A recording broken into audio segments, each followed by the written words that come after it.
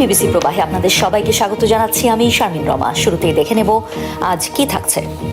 ঢাকঢোল পিটিয়ে চীন সফর করলেও ট্রাম্পের অর্জন শূন্য মত বিশ্লেষকদের। গুরুত্বপূর্ণ কিছু বাণিজ্য চুক্তির দাবি করা হলেও অস্পষ্ট অবস্থান হোয়াইট হাউসের। ইরান ইস্যুতে এবার নমনীয় মার্কিন প্রেসিডেন্ট 20 বছরের জন্য ইউরেনিয়াম কর্মসূচি স্থগিত হলে মেনে নেয়ার ঘোষণা। অবিশ্বাস নিয়ে আলোচনায় ফিরতে চায় না তেহরান।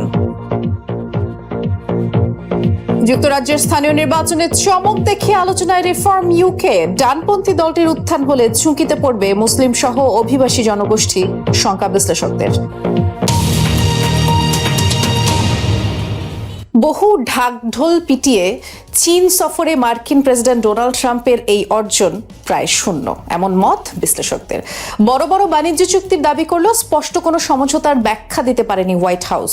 চীন যুক্তরাষ্ট্র থেকে 200 বোয়িং এবং বিপুল কৃষিপণ্য ক্রয়ের আশ্বাস দিলেও কবে, কখন, কত টাকার চুক্তি সবই ধোঁয়াশা।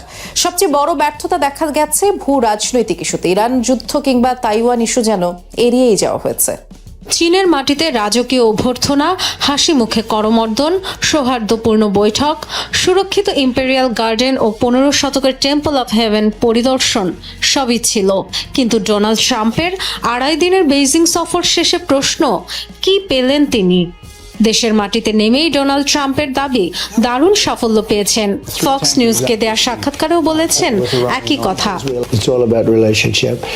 প্রেসিডেন্ট শি এবং চীনের সাথে আমার খুবই ভালো সম্পর্ক। শুনে মনে হতে পারে কিছুই না, কিন্তু চুক্তির জন্য এটাই সবচেয়ে গুরুত্বপূর্ণ। আমরা অনেক সমস্যা সমাধান করেছি, খুব শক্তিশালী বাণিজ্য হয়েছে।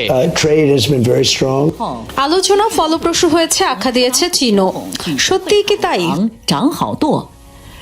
ডোনাল্ড ট্রাম্প বড় বড় বাণিজ্য চুক্তির কথা বললেও তার পক্ষে কোনো অগ্রগতির তথ্য দিতে পারেনি হোয়াইট হাউস।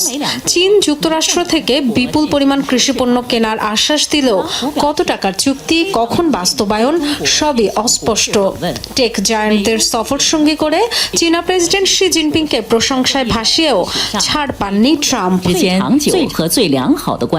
চীন 200 বোয়িং কিনবে আশ্বাস দিলেও কোনো সমঝোতা চুক্তি হয়নি। সয়াবিন সহ কৃষিপণ্য ক্রয়ের কথা বললেও তা নিয়ে আছে ধোঁয়াশা। তেল, এনভিডিয়ার চিপ, কোনো কিছু নিয়েই সুনির্দিষ্ট চুক্তি বা সমঝোতা হয়নি। বিশ্লেষকরা বলছেন ট্রাম্পের চীন সফর দুই দেশের উত্তেজনা কমাতে হয়তো কিছুটা সাহায্য করবে, কিন্তু কার্যকর সাফল্য নেই বললেই চলে। 2017 সালে ডোনাল্ড ট্রাম্প যখন বেজিং সফর করেন, বড় ধরনের চুক্তি স্বাক্ষর অনুষ্ঠান হয়েছিল $250 বিলিয়ন। এবার তুলনামূলক ফিকে অর্জন। দুপক্ষই বিবাদের ইস্যুগুলো এড়িয়ে গেছে। বেজিং সফরে ভূ রাজনৈতিক ইস্যুতেই ট্রাম্প সবচেয়ে ব্যর্থ বলে মনে করছেন বিশ্লেষকরা। শুরুতেই তাইওয়ান ইস্যুতে আপোষ করবেন না বলে সাফ জানিয়ে দিয়েছেন শি জিনপিং। ট্রাম্পও আর সে চেষ্টা করেননি। তাইওয়ানের কাছে অস্ত্র বিক্রির বিশাল পরিকল্পনা ধামাচাপা দিয়েছেন তৎক্ষণাৎ। ইরান যুদ্ধ নিয়েও হয়নি কোনো উল্লেখযোগ্য আলোচনা। সবচেয়ে অবাক করা বিষয় হলো ট্যারিফ নিয়ে কোনো কথাই হয়নি দুপক্ষের। তাইওয়ান স্বাধীনতা ঘোষণা করুক, এমনটি চান না মার্কিন প্রেসিডেন্ট ডোনাল্ড ট্রাম্প। আন্তর্জাতিক গণমাধ্যম ফক্স নিউজকে সাক্ষাৎকারে এমনটি জানিয়েছেন তিনি। মার্কিন প্রেসিডেন্ট বলেছেন চীনের কাছ থেকে কেউ স্বাধীনতা হোক এমনটি চান না তিনি, এবং সাক্ষাৎকারে চীনের কাছ থেকে আনুষ্ঠানিকভাবে স্বাধীনতা ঘোষণা করার বিষয়ে তাইওয়ানকে সতর্ক করেন ট্রাম্প। বলেন চীনের প্রেসিডেন্ট শি জিনপিং তাইওয়ানে কোনো সশস্ত্র সংঘাত দেখতে চান না, এমনকি আঞ্চলিকভাবে নতুন করে কোনো ধরনের যুদ্ধ দেখতে চায় না যুক্তরাষ্ট্র। এদিকে তাইওয়ানের প্রেসিডেন্ট লাই চিং-তে জানান আনুষ্ঠানিকভাবে স্বাধীনতা ঘোষণার প্রয়োজন নেই অঞ্চলটির, কারণ তাইওয়ান নিজেদের সার্বভৌম রাষ্ট্র হিসেবেই মনে করে। Big with the commitment that if they do a good job, he wants help, that's great. But we don't need help. And Filled with Iranian. it's not a takeover. They just don't want to. চীনের কাছে Taiwan সবসময় গুরুত্বপূর্ণ। এটা আসলে দখল করার কোনো বিষয় নয়। তারা শুধু চায় না যে এই স্থানটি স্বাধীন হয়ে যাক। Independent. They don't want to do. এবার ইরান যুদ্ধের সংবাদ প্রকাশ নিয়ে গণমাধ্যম কর্মীদের উপর ক্ষোভ ঝাড়লেন মার্কিন প্রেসিডেন্ট ডোনাল্ড ট্রাম্প। বেইজিং সফর শেষে এয়ারফোর্স ওয়ানে সাংবাদিকদের প্রশ্নের উত্তর দিচ্ছিলেন প্রেসিডেন্ট ট্রাম্প। এমন সময় ইরান যুদ্ধে আমেরিকার ব্যর্থতা নিয়ে প্রশ্ন করেন নিউ ইয়র্ক টাইমসের সাংবাদিক ডেভিড সিঙ্গার, আর তাতেই মেজাজ হারান মার্কিন প্রেসিডেন্ট। ইরানে মার্কিন অভিযান নিয়ে সমালোচনা করায় তিনি ডেভিডকে দেশদ্রোহী বলে আখ্যা দেন। যুদ্ধে যুক্তরাষ্ট্র সামরিকভাবে বিজয়ী হয়েছে বলেও তিনি দাবি করেন। এদিকে ট্রাম্পের করা আক্রমণের তীব্র প্রতিবাদ জানিয়েছে নিউ ইয়র্ক টাইমস কর্তৃপক্ষ। It was fake. The ones that are being sued now for $5 billion and don't know what to do, you're with ইরানের পরমাণু কর্মসূচি স্থায়ীভাবে বন্ধের শর্ত থেকে সরে আসলেন মার্কিন প্রেসিডেন্ট ডোনাল্ড ট্রাম্প। তেহরান তার পরমাণু কর্মসূচি 20 বছরের জন্য বন্ধ করলেই তা মেনে নেবেন বলে ট্রাম্প জানিয়েছেন। তবে অনাস্থা নিয়ে কোনো ধরনের চুক্তিতে যেতে অসম্মতি জানিয়েছে ইরান। স্পষ্ট নির্দিষ্ট শর্ত ছাড়া আলোচনার টেবিলে বসবে না বলে জানিয়েছে দেশটির পররাষ্ট্র মন্ত্রণালয়। এদিকে ট্রাম্পের এই নতুন অবস্থান নিয়ে এখনো কোনো মন্তব্য করেনি ইসরায়েল। দফায় দফায় আলোচনার টেবিলে বসার পরও ইরান ইস্যুতে সমঝোতায় ব্যর্থ যুক্তরাষ্ট্র। হরমুজ প্রণালীর নিয়ন্ত্রণ ইস্যুতে অনেকটাই বিপাকে ওয়াশিংটন। সব মিলিয়ে মধ্যপ্রাচ্য ইস্যুতে চাপে যুক্তরাষ্ট্র তা স্পষ্ট হয়েছে এরই মধ্যে।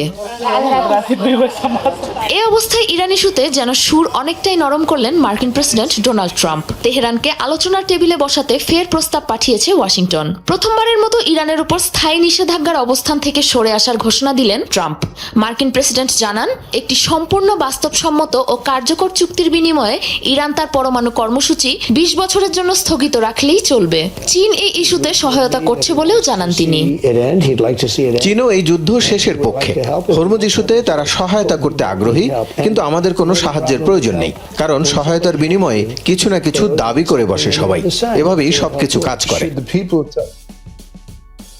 এদিকে আস্থার সংকটে ভুগছে যুক্তরাষ্ট্র ইরান আলোচনা। নয়াদিল্লিতে আয়োজিত ব্রিক্স সম্মেলনে যোগ দিয়ে এই তথ্য জানান ইরানের পররাষ্ট্রমন্ত্রী আব্বাস আরাকচি। বলেন, কোন চুক্তিতে পৌঁছানোর আগে স্পষ্ট ও নির্দিষ্ট শর্ত চায় তেহরান। যুক্তরাষ্ট্র সামরিকভাবে যা অর্জন করতে পারেনি, দুপক্ষের লাভজনক সমাধান ছাড়া আলোচনার টেবিলেও তা অর্জন করা অসম্ভব। এই মুহূর্তে যুক্তরাষ্ট্রের প্রতি আমাদের কোনো বিশ্বাস নেই। তবে চীনের সাথে আমাদের সুসম্পর্কের ইতিহাস পুরনো। তাদের পক্ষ থেকে নেওয়া যে কোনো কূটনৈতিক উদ্যোগকে স্বাগত জানানো হবে। হরমুজ প্রণালীর পরিস্থিতি বর্তমানে জটিল হলেও যুদ্ধরত দেশগুলো ছাড়া অন্য সব জাহাজকে নিরাপদে পার হতে সাহায্য করা হচ্ছে। আলোচনা নিয়ে ট্রাম্পের নতুন এই অবস্থান নিয়ে এখনো কোনো প্রতিক্রিয়া জানায়নি ইসরায়েল। ঐতিহাসিক নাকবা দিবস উপলক্ষে বিক্ষোভ হয়েছে যুক্তরাষ্ট্র, ফ্রান্স সহ পশ্চিমা বিভিন্ন দেশে। এর মধ্যে নিউ ইয়র্কের স্কয়ার পার্কে জড়ো হয়ে ইসরায়েলের বিরুদ্ধে ক্ষোভ জানান শত শত মানুষ। অন্যদিকে জর্ডানের রাজধানী আম্মানে ব্যাপক বিক্ষোভ হয়। 1948 সালের 15 মে সূচনা হয়েছিল ফিলিস্তিনিদের জাতিগত নিধনের, আর এদিনেই নেওয়া হয়েছিল ইসরায়েলি রাষ্ট্র গঠনের পদক্ষেপ। এরপর থেকেই নাকবা অর্থাৎ বিপর্যয়ের দিন হিসেবে পালিত হচ্ছে এই দিবসটি। বিক্ষোভে উত্তাল নিউ ইয়র্ক। নাকবা দিবস উপলক্ষে স্কয়ার পার্কে জড়ো হন শত শত মানুষ। ফিলিস্তিনিদের উপর ইসরায়েলি আগ্রাসন এবং গণহত্যার প্রতিবাদে ক্ষোভ জানান তারা। ঐতিহাসিক নাকবা দিবসে ফিলিস্তিনবাসীর পক্ষে বিক্ষোভে উত্তাল হয়ে ওঠে জর্ডান। রাজধানী আম্মানে বিক্ষোভ র্যালিতে অংশ নেন হাজার হাজার মানুষ। এক পর্যায়ে পুলিশেতে বাধা দিলে সহিংস হয়ে ওঠে পরিস্থিতি। এদিকে ফ্রান্সের প্যারিসে আইফেল টাওয়ারে ফিলিস্তিনের পতাকা টাঙিয়ে দেন প্রতিবাদকারীরা। নিন্দা জানান ফিলিস্তিনিদের উপর ইসরায়েলি আগ্রাসনের। এর পাশাপাশি ব্রিটেন, অস্ট্রেলিয়া সহ বিভিন্ন দেশে নাকবা দিবসের প্রতিবাদ অনুষ্ঠিত হয়। অনেক স্থানে পুলিশি বাধার মুখে পড়েন বিক্ষোভকারীরা। প্রতি বছর 15 মে দিনটিকে সারা বিশ্বের ফিলিস্তিনিরা পালন করেন বিপর্যয়ের দিন অর্থাৎ নাকবা দিবস হিসেবে। 1948 সালে এই দিনে ইসরায়েল রাষ্ট্র গঠনের মাধ্যমে সূত্রপাত হয় ফিলিস্তিনিদের জাতিগত নিধনের, যাতে হত্যা করা হয় প্রায় 13,000 ফিলিস্তিনিকে, উচ্ছেদ করা হয় 7.5 লাখ মানুষ। এই মুহূর্তে নির্বাচন হলে সরকার গঠন করতে পারে ইসরায়েলের বিরোধী দল। শুক্রবার ইসরায়েলি সংবাদ মাধ্যম মারিভে প্রকাশিত এক জনমত জরিপে উঠে এসেছে তথ্য। বলা হচ্ছে মোট 120টির মধ্যে 61টি আসনেই জিততে পারে বর্তমান বিরোধী দল। দেশটির বর্তমান প্রধানমন্ত্রী বেনিয়ামিন নেতানিয়াহুকে রাজনীতি থেকে অবসরে দেখতে চান অন্তত 55% ইসরায়েলি। 5% ইসরায়েলির উপরে এই জরিপ করেছে বেসরকারি সংস্থা লাজার ইনস্টিটিউট। ইরানের বিরুদ্ধে চলমান যুদ্ধ নিয়ে অনিশ্চয়তা, লেবাননের সাথে সংঘাত আর ইসরায়েলি সমাজের সহিংসতা বৃদ্ধি পাওয়ায় নেতানিয়াহু সরকারের উপর জনমনের নেতিবাচক প্রভাব তৈরি হয়েছে। যুদ্ধবিরতির মেয়াদ আরও 45 দিনের জন্য বাড়াতে রাজি হয়েছে ইসরায়েল ও লেবানন। শুক্রবার যুক্তরাষ্ট্র কথা জানিয়েছে। মার্কিন পররাষ্ট্র দপ্তরের মুখপাত্র টমি পেক্ট বলেছেন, 16 এপ্রিলের যুদ্ধবিরতি আরও 45 দিনের জন্য বাড়ানো হচ্ছে, যাতে আলোচনায় আরও অগ্রগতি সম্ভব হয়। ওয়াশিংটনে বৃহস্পতিবার ও শুক্রবার অনুষ্ঠিত ইসরায়েল লেবানন বৈঠককে খুবই ফলপ্রসূ বলে উল্লেখ করেছে মার্কিন পররাষ্ট্র দপ্তর। আগামী 2 ও 3 জুন আবারও আলোচনায় বসবে দুই দেশ। যুক্তরাষ্ট্র ইরান সংঘাতের পাশাপাশি চলা লেবানন যুদ্ধে 16 এপ্রিল যুদ্ধবিরতি ঘোষণা করা হয়। এরপরও উত্তেজনা পুরোপুরি থামেনি। তবে সাম্প্রতিক সময় সংঘাত মূলত দক্ষিণ লেবাননে সীমাবদ্ধ রয়েছে। যুক্তরাজ্যের স্থানীয় নির্বাচনে চমক দেখিয়ে আলোচনায় রাজনৈতিক দল রিফর্ম ইউকে লেবার ও কনজারভেটিভ পার্টিকে পেছনে ফেলে বহু নির্বাচনী এলাকায় বিজয় ছিনিয়ে এনেছে 2018 সালে গঠিত দলটি। ডানপন্থী দলটিকে প্রধান দুই রাজনৈতিক দলের ভবিষ্যৎ চ্যালেঞ্জ হিসেবেই দেখছেন অনেকে। তবে রিফর্ম ইউকে ক্ষমতায় গেলে ঝুঁকির মুখে পড়তে পারে যুক্তরাজ্যের মুসলিম সহ অভিবাসীদের সংস্কৃতি।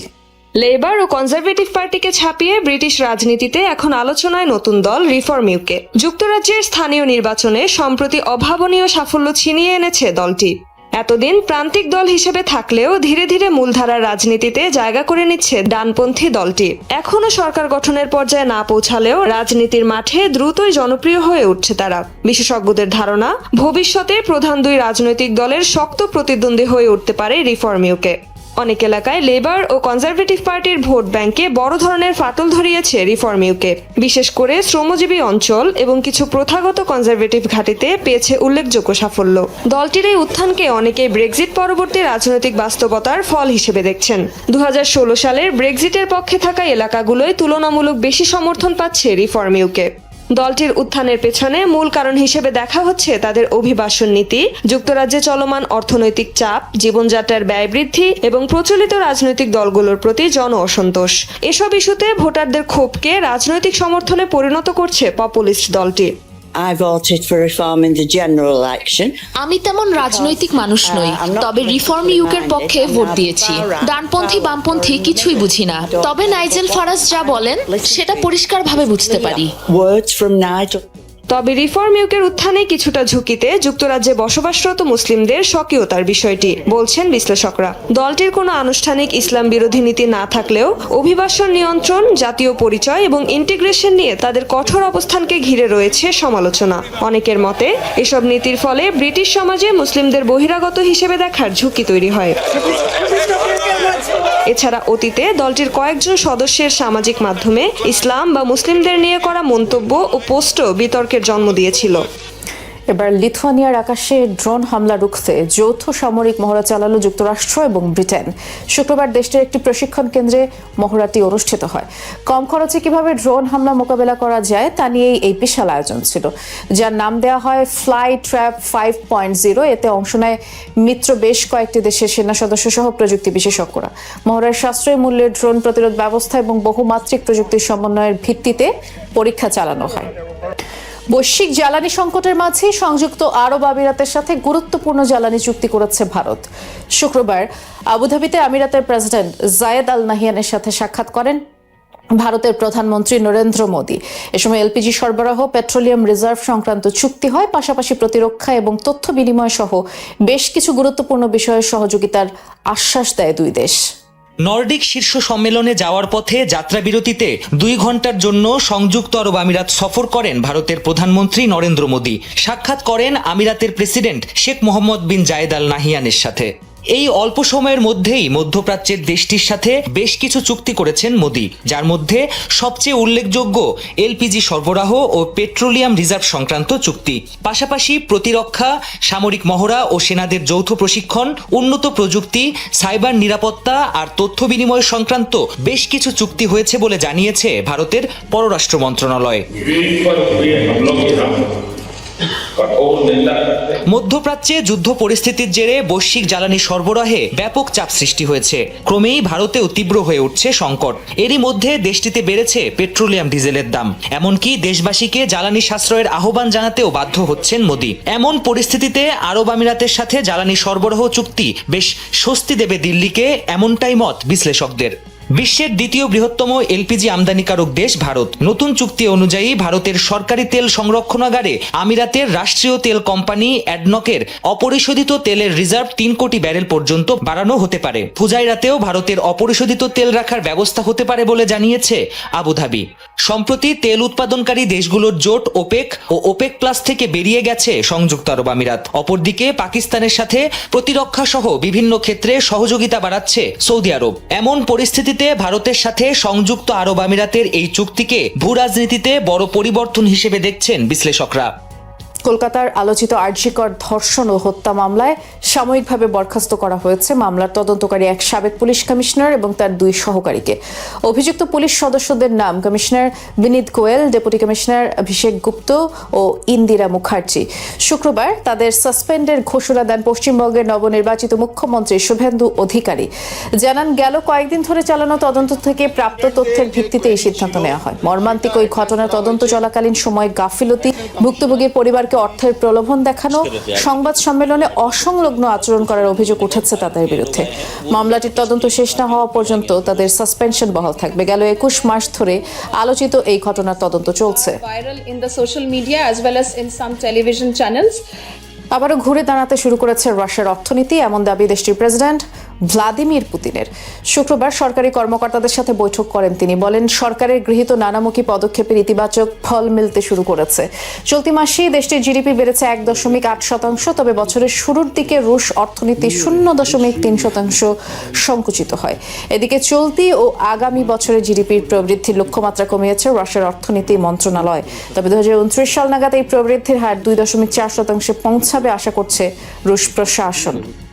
এবার বেলারুশের ভূখণ্ড থেকে ইউক্রেন ও নেটোতে হামলার ছক কষছে রাশিয়া, এমনটাই অভিযোগ করেছে ইউক্রেনের প্রেসিডেন্ট ভলোদিমির জেলেনস্কি। শুক্রবার দেশটির সামরিক ও গোয়েন্দা সংস্থার ঊর্ধ্বতন কর্মকর্তাদের সাথে বৈঠকে বসেন তিনি। বৈঠক শেষে প্রেসিডেন্ট জেলেনস্কি জানান, রাশিয়া বেলারুশের ভিতর দিয়েই নেটোভুক্ত বিভিন্ন দেশে হামলা করতে চলেছে। মস্কো ও মিনস্কের করা এই গোপন পরিকল্পনার সুনির্দিষ্ট তথ্য প্রমাণও আছে কিয়েভের হাতে, এমনটাই দাবি করেছেন তিনি।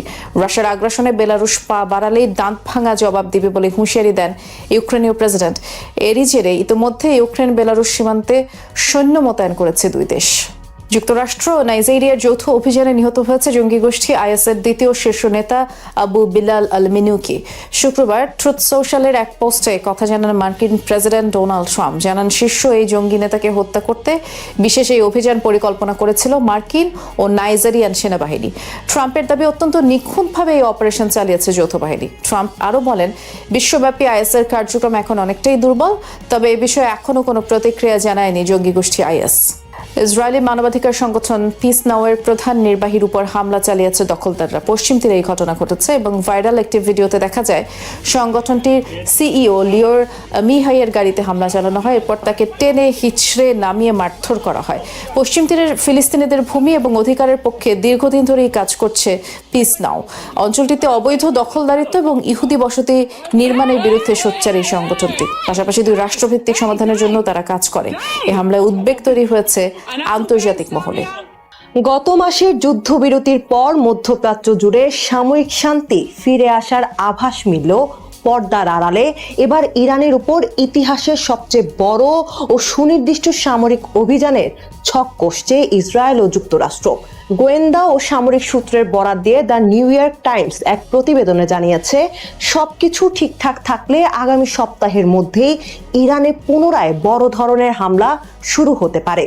মার্কিন কর্মকর্তাদের সূত্র অনুযায়ী এবারের অভিযানের প্রধান লক্ষ্য কেবল আকাশপথে বোমাবর্ষণ নয়, বরং ইরানের মাটির নিচে বা ধ্বংসস্তূপের নিচে পড়ে থাকা পরমাণু সরঞ্জামগুলো উদ্ধার ও ধ্বংস করার জন্য সরাসরি মার্কিন ইসরায়েলি বিশেষ কমান্ডো বাহিনী পাঠানো হতে পারে।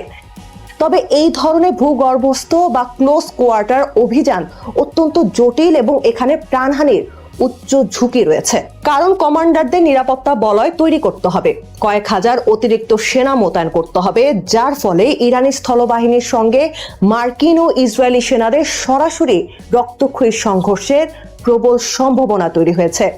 প্রতিবেদনে আরো বলা হয়েছে, সামরিক পরিকল্পনাকারীরা পারস্য উপসাগরে অবস্থিত ইরানের অর্থনীতির লাইফলাইন বা প্রধান তেল রপ্তানি কেন্দ্র খার্ক দ্বীপে সরাসরি নিয়ন্ত্রণে নেয়ার পরিকল্পনাও টেবিলে রেখেছেন।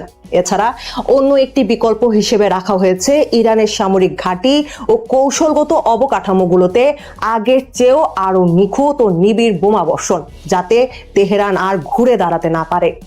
ইসরায়েলের সামরিক ও রাজনৈতিক নেতৃত্বের দাবি, ইরানের পারমাণবিক ও ব্যালিস্টিক ক্ষেপণাস্ত্রের হুমকি চিরতরে দূর করা এবং দেশটির সাধারণ মানুষকে বর্তমান শাসন ব্যবস্থা পরিবর্তনের পরিবেশ তৈরি করে দিতেই তারা এই যুদ্ধ শুরু করেছিল। কিন্তু গত মাসের হুট করে হওয়া যুদ্ধবিরতির ফলে তাদের সেই উদ্দেশ্যগুলো অপূর্ণ থেকে গেছে।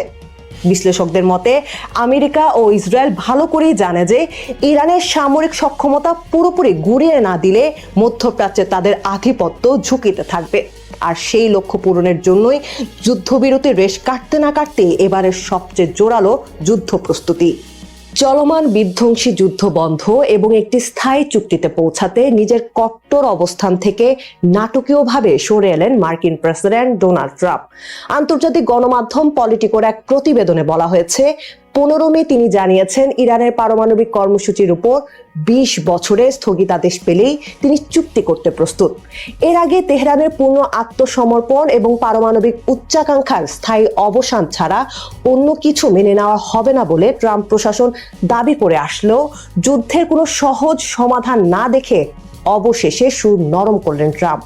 চীন সফর শেষে দেশে ফেরার পথে ট্রাম্প সাংবাদিকদের জানান, ভবিষ্যতে ইরানকে ইউরেনিয়াম সমৃদ্ধ করার সুযোগ দেওয়া হবে কিনা তা নিয়ে তার অবস্থান বদলেছে। তবে তেহরানের সর্বশেষ প্রস্তাব প্রত্যাখ্যান করে ট্রাম্প বলেন, 20 বছরই যথেষ্ট, কিন্তু তাদের পক্ষ থেকে যে নিশ্চয়তা দেয়া হচ্ছে তা যথেষ্ট নয়। অন্যভাবে বলে এটা সত্যিকারের 20 বছর হতে হবে।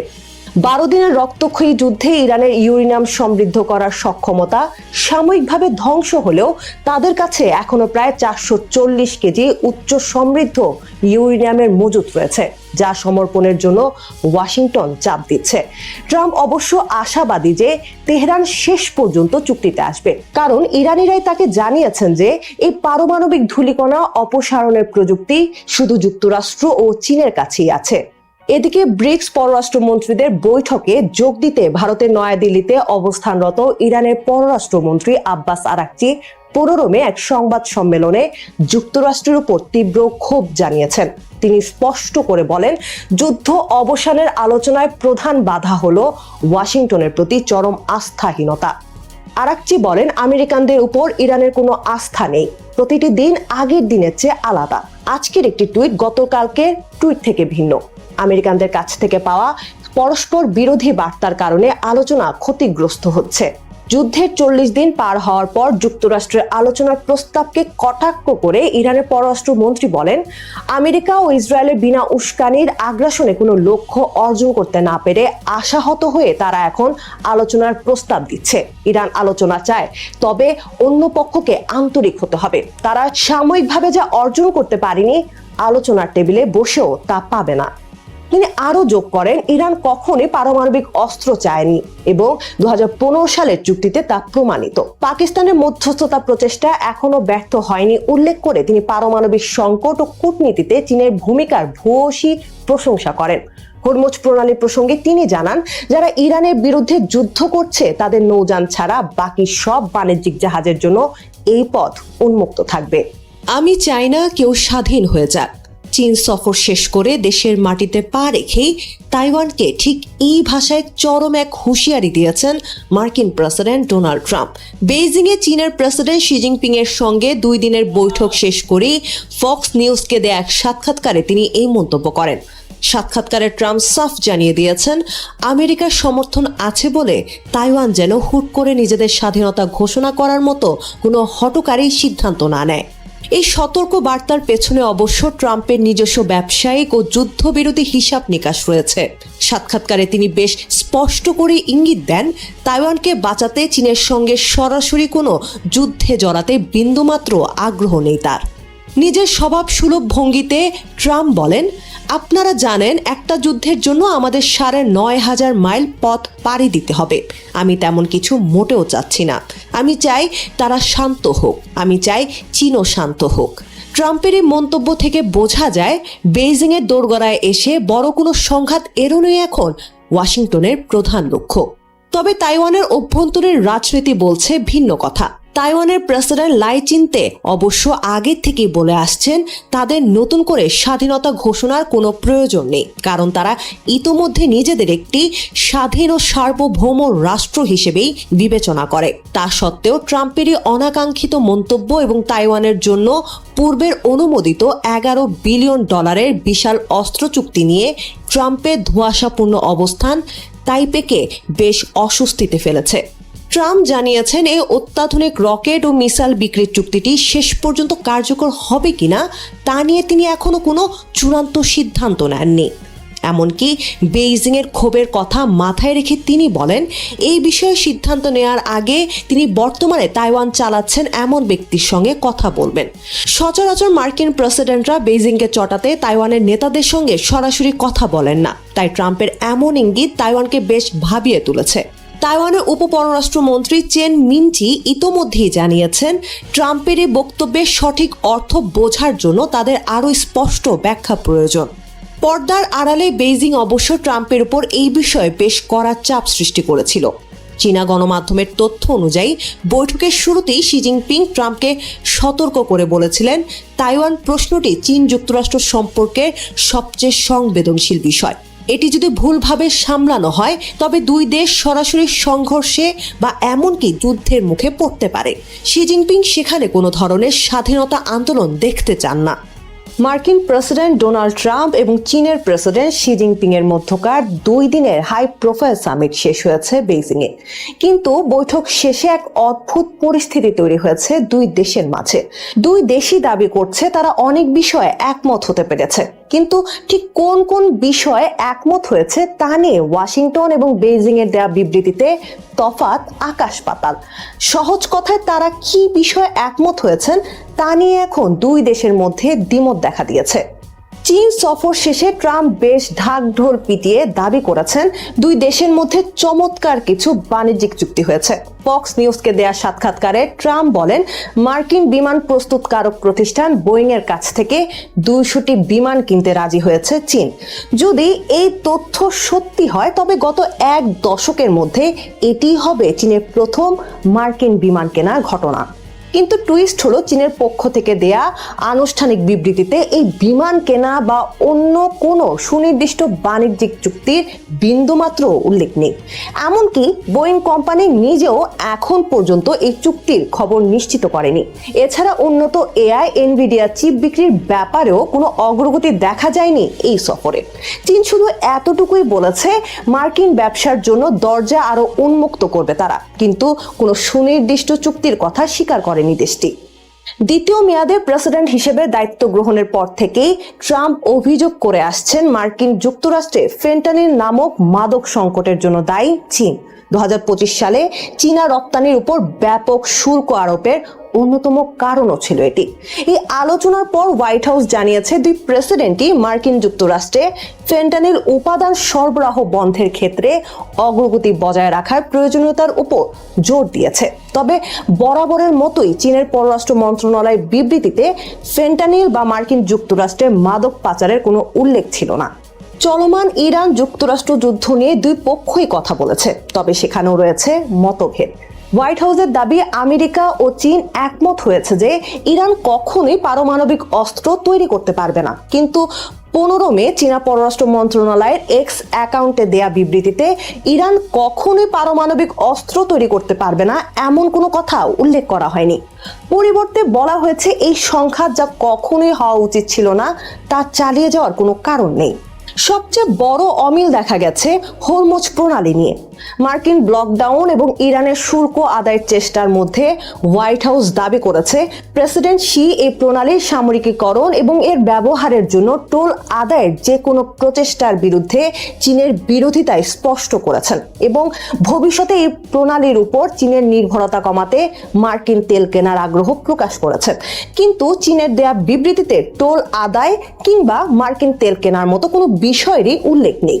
চীন শুধু স্বীকার করেছে এই যুদ্ধের কারণে বৈশ্বিক অর্থনীতি এবং জ্বালানি সরবরাহ ক্ষতিগ্রস্ত হচ্ছে। চীনা পররাষ্ট্র মন্ত্রণালয়ের এক বিবৃতিতে বলা হয়েছে আগামী 3 বছর ও তার পরবর্তী সময়ে চীন মার্কিন সম্পর্কের কৌশলগত দিক নির্দেশনা দেওয়ার জন্য দুই প্রেসিডেন্ট কৌশলগত স্থিতিশীলতার উপর ভিত্তি করে একটি গঠনমূলক চীন মার্কিন সম্পর্ক গড়ে তোলার জন্য নতুন রূপকল্পে একমত হয়েছে। তবে হোয়াইট হাউসের বিবৃতিতে 3 বছরের এই সময়সীমার কোনো উল্লেখ নেই এবং কৌশলগত স্থিতিশীলতার চেয়ে মার্কিন ও চীনের মধ্যে অর্থনৈতিক সম্পর্কের উন্নয়নের উপর বেশি জোর দেওয়া হয়েছে। সবচেয়ে সংবেদনশীল বিষয় তাইওয়ান ইস্যুতে দুই দেশের অবস্থান সম্পূর্ণ বিপরীত। চীনের বিবৃতিতে স্পষ্ট বলা হয়েছে শি জিনপিং ট্রাম্পকে সতর্ক করেছেন তাইওয়ান ইস্যুটি মার্কিন ও চীন সম্পর্কে সবচেয়ে গুরুত্বপূর্ণ এবং স্পর্শকাতর বিষয়। এটি ঠিকঠাক সামলানো না গেলে দুই দেশের মধ্যে বড় ধরনের সংঘাত হতে পারে। অন্যদিকে হোয়াইট হাউসের বিবৃতিতে তাইওয়ান শব্দটি মুখেই আনা হয়নি। এমনকি বেইজিং এ থাকা অবস্থায় সাংবাদিকরা তাইওয়ান নিয়ে প্রশ্ন করলে ট্রাম্প তা এড়িয়ে যান। তাহলে দুই পরাশক্তির এই শীর্ষ বৈঠকের আসল অর্জন কি? মিল শুধু এইটুকুই, দুই পক্ষই স্বীকার করেছে যে তারা দ্বিপাক্ষিক সম্পর্ক জোরদার করা এবং ইরান যুদ্ধের মতো বৈশ্বিক সংকট নিয়ে আলোচনা করেছেন। কিন্তু পর্দার আড়ালে আসলে কোন দেশ কাকে কতটা ছাড় দিল, নাকি শুধুই দূরত্বের দেয়াল আরো চড়া হলো, তা নিয়ে ধোঁয়াশা থেকেই যাচ্ছে। সবাইকে শুভকামনা জানিয়ে আমি শারমিন রমা আজ এখানেই বিদায় নিচ্ছি। ভালো থাকবেন।